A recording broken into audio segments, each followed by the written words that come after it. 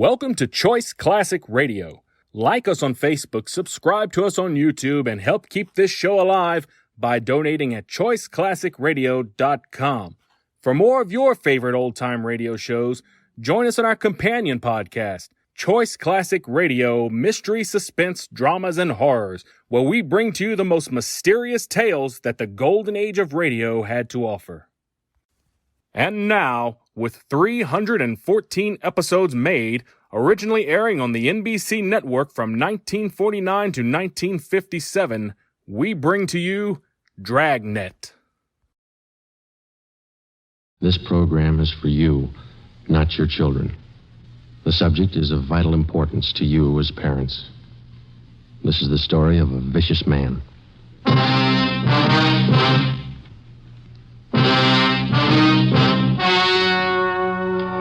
The story you are about to hear is true. Only the names have been changed to protect the innocent. Fatima Cigarettes, best of all long cigarettes, brings you Dragnet.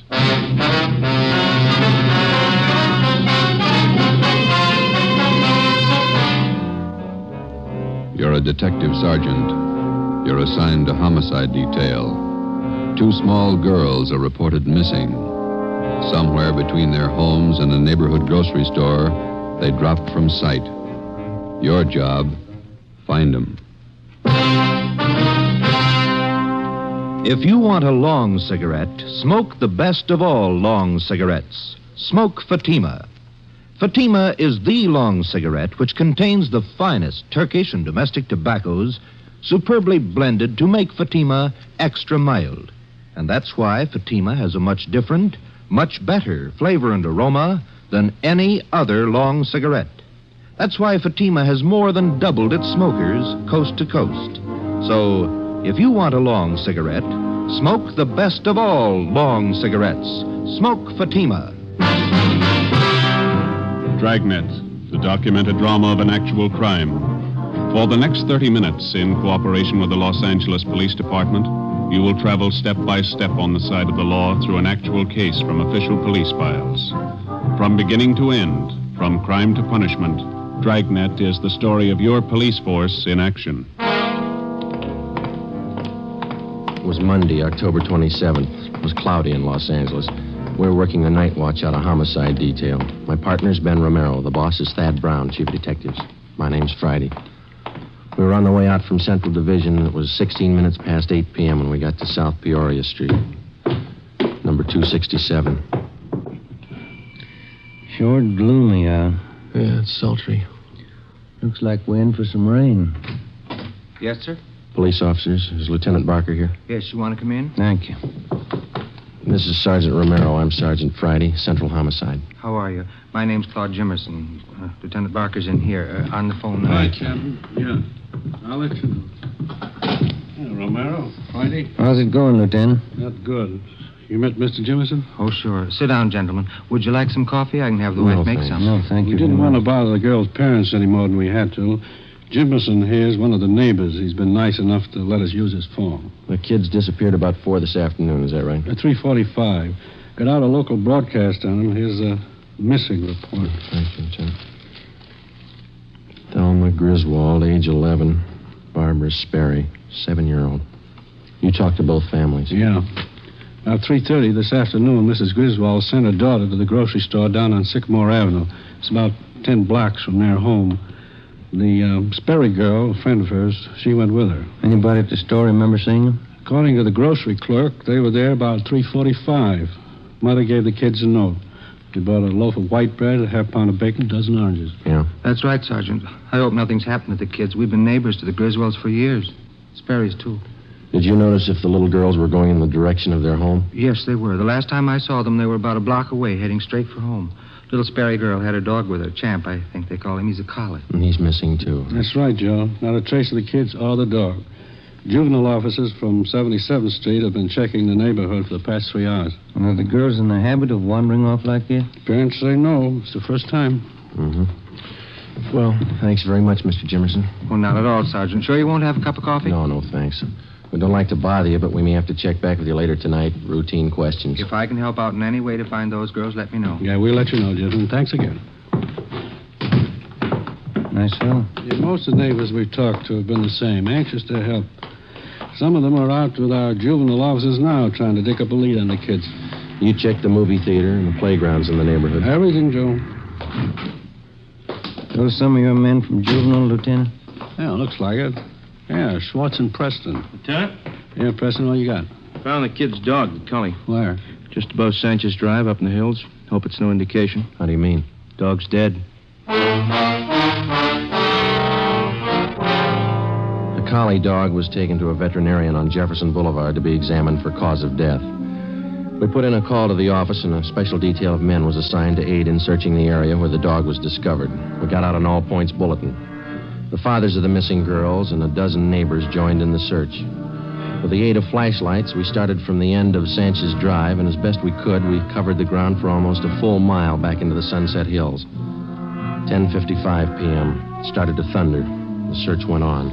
The hilly terrain and thick patches of scrub oak didn't make the job any easier. 11:15 p.m. It started to rain. Watch your step, Joe. The rocks are slippery. Yeah. I can't figure it. Not a sign. What do you think? I don't know. Wait a minute. Flash your light over here. No, here. See something? I thought I did. Yeah. Scrap of brown paper.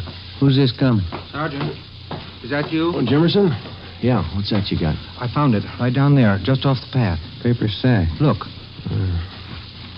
Loaf of bread, a few oranges, a package of bacon. Where'd you find it? Right down there, Mr. Holmquist and me, we were heading back for the cars when I saw this bag lying to one side of the bush. We'll take it, Jimmerson. Thanks. Let's go, man. That means that Barbara and Thelma were up here today. You haven't mentioned that to either one of the girls' fathers. No, I haven't. Good. They're having a hard enough time as it is. Friday, Ben, see him for a minute? Yeah. Excuse us, Mr. Jimmerson. Certainly. Yeah? Schwartz and I checked with the vet who examined the dog. What'd he say? Says the dog was beaten to death. We made another attempt to continue the search of the Sunset Hills area for the two missing girls, but the heavy rain and the darkness made the job impossible. The rain had also destroyed the physical evidence at the spot where we had found the grocery bag. We went back to Jimmerson's house and called the office again. Another detail of men was assigned to be on hand to help in the search when it resumed at daylight. Chief of Detectives Thad Brown and Captain Harry Elliott of Homicide were notified of late developments. At 25 minutes past midnight, we started to retrace the steps of the two missing girls from the time they left their homes at 3:30 the afternoon before. We covered every foot of ground along the route which the girls reportedly took on their way to the grocery store. We got the grocery clerk out of bed and interviewed him again. We talked with two elderly ladies in the neighborhood who said that they had seen the missing children between 3 and 4 p.m. the previous afternoon. They could add nothing to what Jimmerson had already told us. 3:30 a.m. It was still raining hard. We drove back to South Peoria Street and sat in the car. The lights were still burning in the homes of the missing youngsters, the Griswolds and the Sperrys. Jimmerson asked us in for coffee again. This time we accepted. We went in and sat around the kitchen table. Glenn Chandler and Stendhal from Homicide, Lieutenant Barker, Ben, and myself. Jimmerson's wife made the coffee. There wasn't much talking.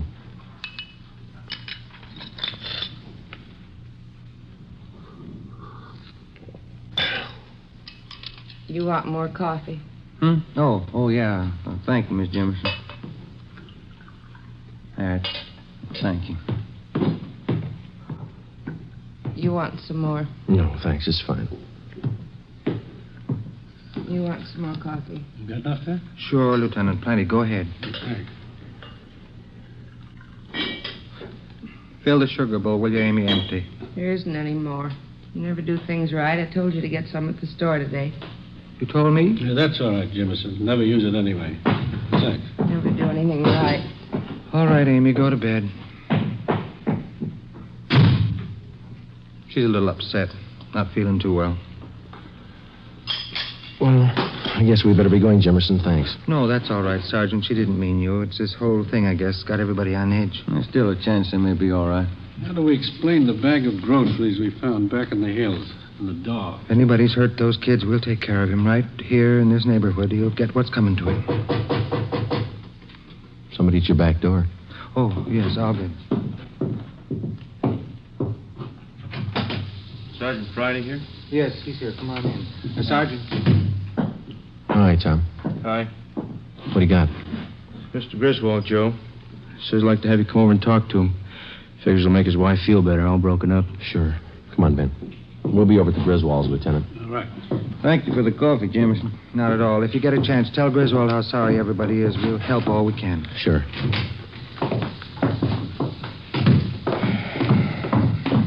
Bad night. Yeah. Did you check by the Sperry's house, Tom? Mm-hmm. Mother's trying to get a little sleep. Father's still sitting up. There he is, by the window. Yeah. This is the Griswold home. Go ahead, Tom. Yeah. They're going to ask questions. What are we going to tell them? I don't know. They could be all right. Kids do funny things sometimes. Maybe, but they don't murder their pet dog. Like a doctor, a lawyer, or an engineer, the police officer comes to realize that there's only so much that can be learned from his books. Time and experience make up the rest. The police manual contains no stock answers for the grieving wife who has just lost a husband in an auto accident. No firm but polite reply to the belligerent motorist handed a traffic tag. No words of reassurance for distraught parents of missing girls, ages 11 and 7. Whether it's trapping criminals or comforting parents, you find the right answer the hard way. There isn't any other way. We sat and talked with the Griswolds for a full hour. We didn't tell them about the dog or the bag of groceries. Until the fate of the two little girls was definitely decided, we figured giving them the information would serve no purpose except to add to their worries. 5 minutes past 5 a.m., almost a full hour until daylight. It was still raining. George, maybe the officers would like some breakfast before they leave. No, thank you kindly, Miss Griswold. We had some sandwiches about an hour ago. Sure I can't fix you something? It's no trouble. No, sir. Thanks anyway. Thanks. Terrible night. Rain. Now, Helen, just a little while longer. We'll find the girls. It'll be daylight soon. Mrs. Griswold, some of your neighbors tell us that there were two strangers here in the neighborhood this afternoon. Yes, but that was earlier. Mrs. Nelson next door and I were talking about it. One was a gardener looking for work. The other one was selling books. What time were they around, ma'am? Book salesman was here about noon. The gardener about 2 o'clock. Mm-hmm. How is your daughter about strangers? Does she make friends easily? No, not at all. Thelma's very careful about that. She'd never go with a stranger, I'm sure of it. Why do you ask that question, Sergeant? Have you found out something? No, sir. No, we haven't. It's just a routine check, that's all. Can't understand it. And girls. Out in all this rain, something must have happened, I know. Now, Helen, you've been doing fine. Don't let down now. Joe, Chief Brown's car just pulled up outside. Thanks, Tom. Ben? Yeah.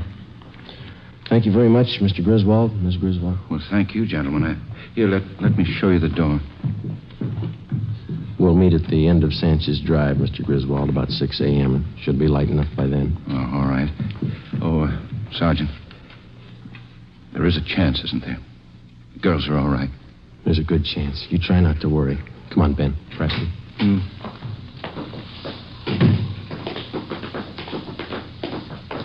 Tom, you want to check with Barker again and see if any of his men have a line on the two men here in the neighborhood yet? Right.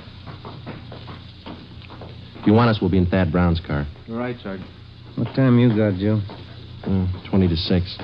It's getting light now. Yeah. Let's get out of this rain.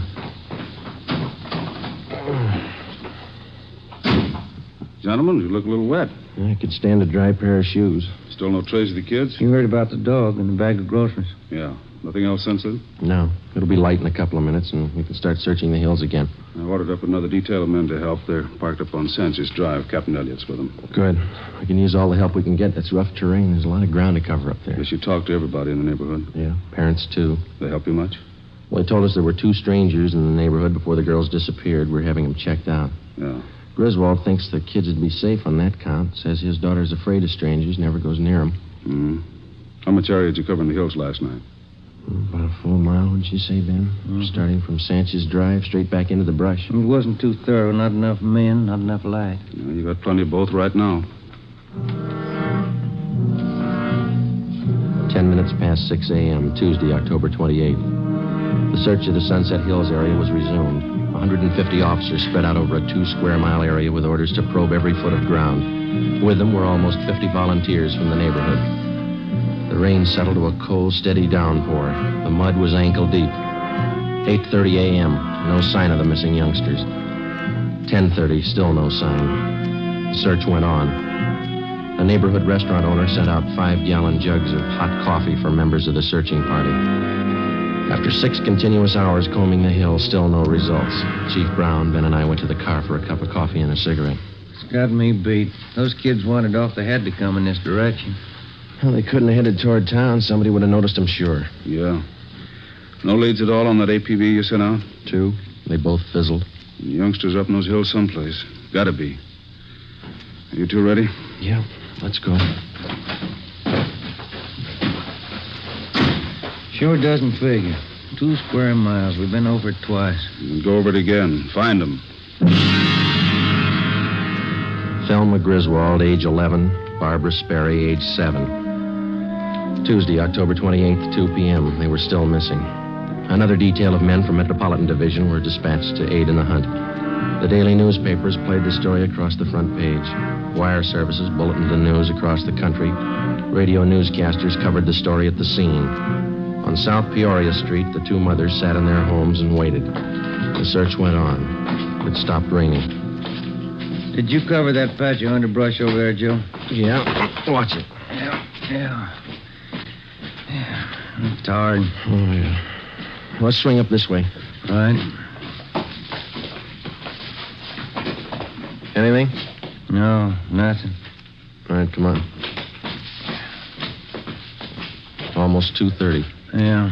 Too much coffee, sour stomach. Me too. You got a cigarette? I'm out. Oh, here. Thanks. Riley! Romero! Come on down! Rustin, what do you got? What is it? They found him! They found the kid! Come on. Watch it, Ben. Bad spot here. Yeah, it's slippery.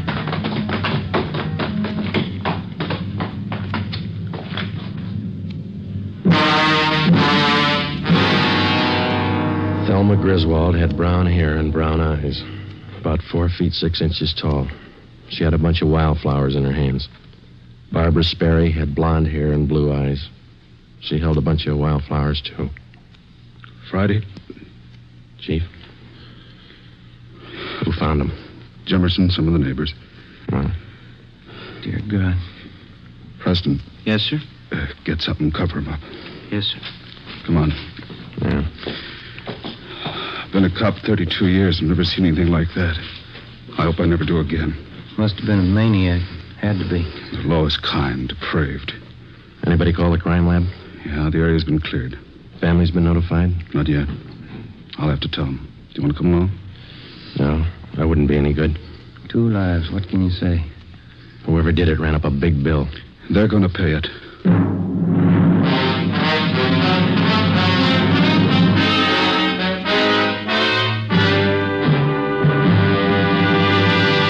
You are listening to Dragnet, authentic stories of your police force in action. Now listen to these authentic reports about Fatima cigarettes. Sales reports show that Fatima has more than doubled its smokers from coast to coast. Smokers' reports give the actual reason for this astonishing gain. Hear what Mr. W.B. Williams of New York has to say about Fatima. I like its even mildness, no irritation. There's something about the taste of Fatima that doesn't seem to be in any other cigarette. In the words of Miss Marie Blacker of Chicago, my friends are switching to Fatima, too. It's much the best of long cigarettes. Listen to this statement by Miss Cecilia Marr of Los Angeles. I like Fatima best. It's so mild and has a wonderful flavor. Yes, from all reports, Fatima is the best of all long cigarettes. Enjoy extra mild Fatima yourself. It's wise to smoke extra mild Fatima.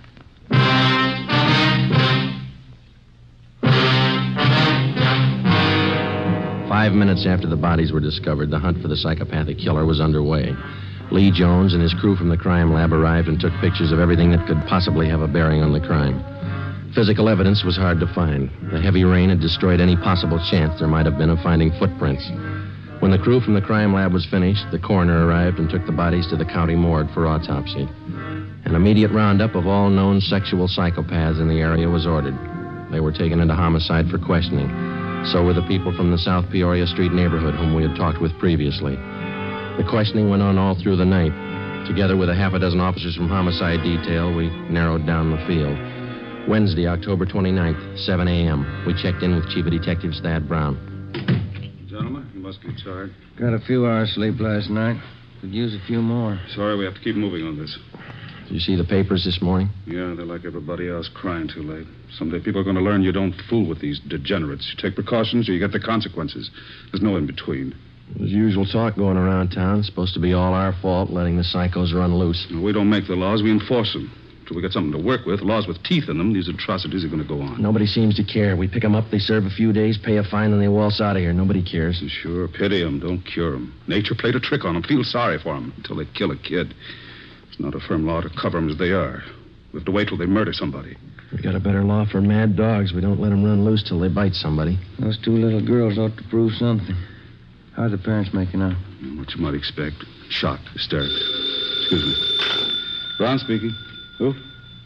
Send him in. Chandler, they finished questioning that bunch we brought in yesterday. Oh, Chief. Ben, Joe? How many possibles, Glenn? None. 4 we had left established airtight alibis. We checked their registrations, gave them their releases. Where does that leave us? We start from scratch. I don't think so, Chief. You got a hunch? A little better than that, Joe. I'm sold. What do you mean? You said the parents told you the little girls were afraid of strangers, wouldn't go near them. Yeah, that's right. We got the same reactions from some of the neighbors we talked to the day before yesterday. Yeah? Now we find out that all the known psychos in the area are clear, perfect alibis. Well, then you figure the killer couldn't have been a stranger to the little girls. That's right. There were only 2 strangers in the whole neighborhood the day the girls disappeared, the gardener and the salesman, and both of them have been checked and cleared. Mm-hmm. As far as we know, the little girls wouldn't have gone that far up in the hills alone of their own accord, and they wouldn't have gone with a stranger. They had to be lured there and by someone they knew. Any ideas? Could have been one of the neighbors. No, we checked every possible out there, Glenn. We questioned them a half a dozen times. So have I. There's one that might fit. Who's that? Claude Jimmerson. Glenn Chandler had been a veteran homicide officer before Ben or I joined the department. He was tall, quiet, and reserved. He had a good reason for everything he did, for everything he thought. The 3 of us sat down and tried to put the pieces together. Number 1, Chandler uncovered a point that Ben and I had missed completely. Jimmerson and his wife were not close friends of either the Sperry family or the Griswolds. For a near stranger, he showed an extraordinary interest in the welfare of the children after they disappeared. Number 2, Ben and I discovered that Jimmerson's wife had an 8-year-old boy by a previous marriage. The child did not live with them. Mrs. Jimmerson told Chandler that her husband had been cruel to the boy. She refused to elaborate. Number 3, Jimmerson was the last person to see the children alive. Number 4, the bodies of the children had been well hidden in the underbrush. Jimmerson found them. Number 5, Jimmerson had bent over backwards to make friends with the investigating officers right from the start.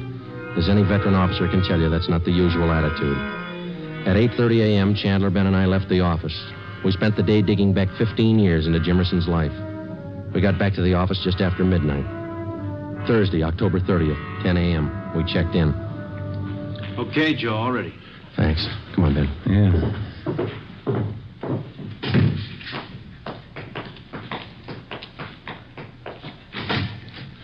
Morning, Mr. Jimmerson. Oh. How are you, Sergeant? Glad to see you. Sit down. Sorry to bother you again. Not at all. Glad to help. Anything new turn up? Did you kill those 2 little girls? That's a funny thing to ask. Of course not. You know that. We ask everybody the same thing. Hope you're not offended. Oh, you kind of surprised me. I didn't know. Did you kill those little girls? I don't understand. I told you no. Of course not. It's a stock question. Routine. Did you kill them? Now, look, Sergeant, how many times do I have to tell you no? Sorry. You don't have any children, do you? No, we don't. No stepchildren? No. Why? Before you moved out to South Peoria Street, you and the wife lived out in West L.A., didn't you? Kelton Avenue? Oh, yes. How'd you know? You recall a Mary Gibbs out there? Gibbs? No. 6-year-old girl. You were charged with molesting her. That was back in 1944. They were crazy. They never proved it. Before Kelton Avenue, you lived in Santa Monica on 10th Street. Is that right? Yes. It was an 8-year-old girl. Donna Honrath. That kid lied, too. She asked me to fix her doll buggy. I never went near her. What about your stepson? Why isn't he living with you? Why did your wife send him to live with her sister? Amy's crazy. I never harmed the boy. We didn't get along, that's all. He got on my nerves. You've had 4 jobs in the past 5 years. What were they?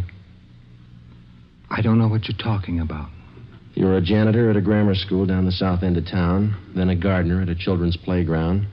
Then you were a shoe salesman, children's shoes. Then you worked at another grammar school. What does all this mean, anyway? What are you getting at? Have you ever been in jail? Once. 6 months. There was some trouble. What kind of trouble? I didn't know what I was doing. I was drinking. I didn't mean to bother the kid. Well?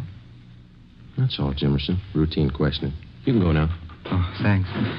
I hope you haven't got the wrong idea about me. I like children, that's all. Sure. Thanks for coming in. Well, not at all, Sergeant. Anything I can do to help. Well, goodbye. Say, Jimmerson, I almost forgot. There is one thing. Oh? Since you're the one who found the little girls, we'll have to have you identify the bodies. It won't take long. Morgue's just across the street, up the block. Well, I'd like to help you, but I got an appointment. All you have to do is look at them. Won't take you long. Come on, let's go. I'd like to help, Sergeant, but I don't take these things well. I get sick. We'll make it fast. Out this way.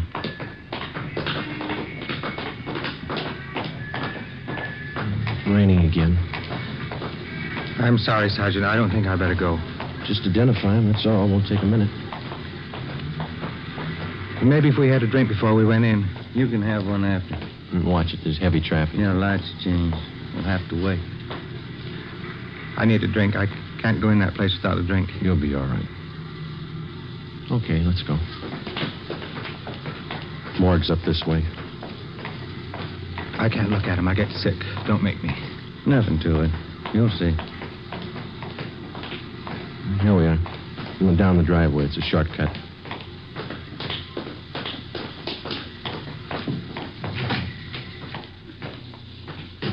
This way. Hi, Joe. Can I help you? Yeah, Archie. Those little girls. Thelma Griswold. Barbara Sperry. Oh, yeah. This way. Please. Right here, Joe. Yeah, Thelma Griswold. Uncover.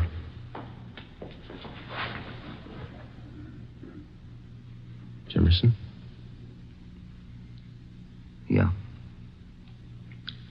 Thelma.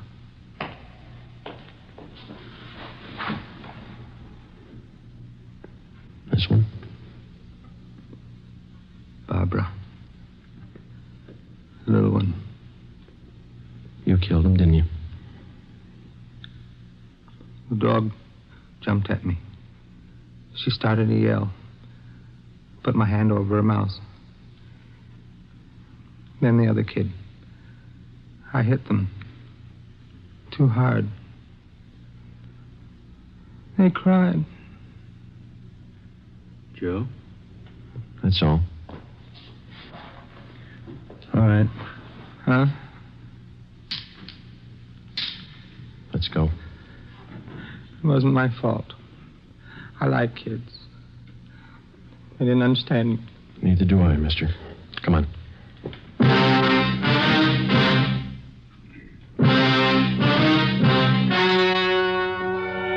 The story you have just heard was true. Only the names were changed to protect the innocent. On March 18th, trial was held in Superior Court, Department 87, City and County of Los Angeles, State of California. In a moment, the results of that trial. It's amazing how many long cigarette smokers are changing to Fatima. Here's the actual report. From coast to coast, Fatima has more than doubled its smokers. Yes, more and more smokers every day are discovering that Fatima is the best of all long cigarettes. Smokers find Fatima has a much different, much better flavor and aroma than any other long cigarette. They find that Fatima is extra mild because it's the long cigarette which contains the finest Turkish and domestic tobaccos superbly blended to make it extra mild. Enjoy extra mild Fatima yourself. Best of all long cigarettes.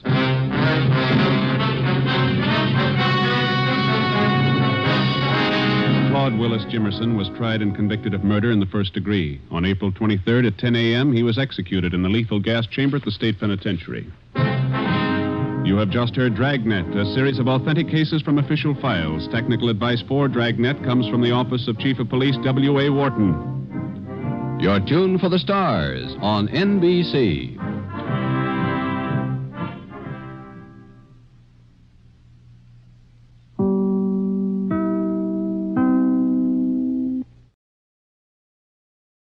That concludes today's episode.